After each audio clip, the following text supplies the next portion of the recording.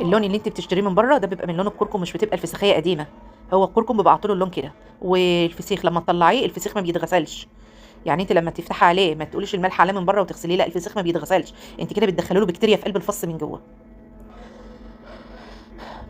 بعد بقى ما خلصتوه بقى كله اهو، انا عايزه بس افتح التانية معاكم علشان اوريكم انتاجي اللي انا فخوره بيه. انا لو قلت لكم ان انا كان كل، يعني مش كله، هو 99% من اللي حواليا قالوا لي ان انا مش هنجح في اعمله، وان انا مش هعرف اعمله. ما عدا يعني ناس قليله قوي قالوا لي انت هتعمليه، لان انت مفيش حاجه بتعملها بتطلع وحشه، وان شاء الله احنا واثقين منك ان انت هتعمليه حلو. شفتوا بقى بعد ما خلصت كله؟ الله والله العظيم ما انا مصدقه ان انا اللي عاملاه. تعالوا نفتح بقى واحده مع بعض ونشوف ايه، ونشوفها بقى ونقول راينا بقى فيها ونقول ايه، وادوق الفص معاكم بقى. هتشوفوا بقى اللحم الاحمر الحلو بقى، لحم الفسيخيه الصح. قشريها بقى حلو كده، افصلي الراس بقى، وكل واحد بقى وطريقته. عايزه تشيلي بقى من بره اللي هو مش عارفه يعني، تقشريها من بره وتعمليها وتخليها وكده. اعملي اللي انت عايزاه. شوفوا انا بقى عملت ايه.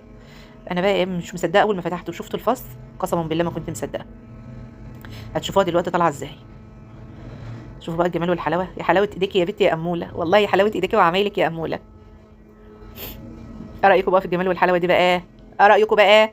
على فكره الكلمه دي بتاعتي. ايه رايكم في الجمال والحلاوه بقى؟ دي بتاعتي. اللي سمعني لغايه هنا يدخل لي في التعليقات ويقول لي ايه رايكم في الجمال والحلاوه دي بقى.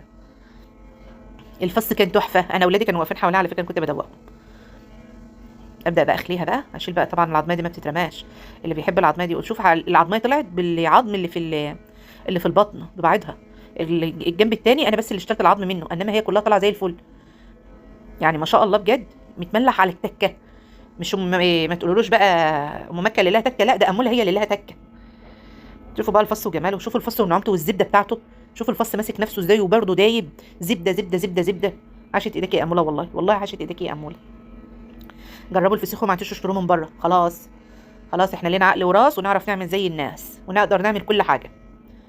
خلص بقى الفسيخيه التانية دي واحده كمان اهوت، خليتها بنفس المنظر واشتلت الشوك اللي فيها كله، عشان طبعا دي معموله علشان اللي ما بيحبوش ياكلوا الفسيخ يعني ببعضه كده، انما احنا بنحب ناكله كده، فانا عاملاه ده لحد معين بس بيحب ياكله من غير ما يقعد يفصص وكده. ايه رايكم في الجمال والحلاوه؟ بعد ما خلصت بقى، خلصت الفسيختين وخليتهم بالمنظر ده، احطهم بقى ايه، طبعا لازم ازوقهم بقى. حطيت لهم بقى حته بصل ايه والليمون، حطيت شطه للي بيحبوا بالشطه بقى، يلهوي. وكان حاجه ايه، فخامه الفخامه، فخامه الفخامه. وكده انا خلصت الفسيخ بتاعي اللي هقول لنفسي عاشت ايديك يا بنتي يا اموله، وتعملي لنا منه تاني وتالت وعاشر. استودعكم الله، دمتم في رعايه الله، مع الف سلامه. وما تنسوش تعملوا اشتراك للقناه وتفعلوا زر الجرس. مع الف سلامه.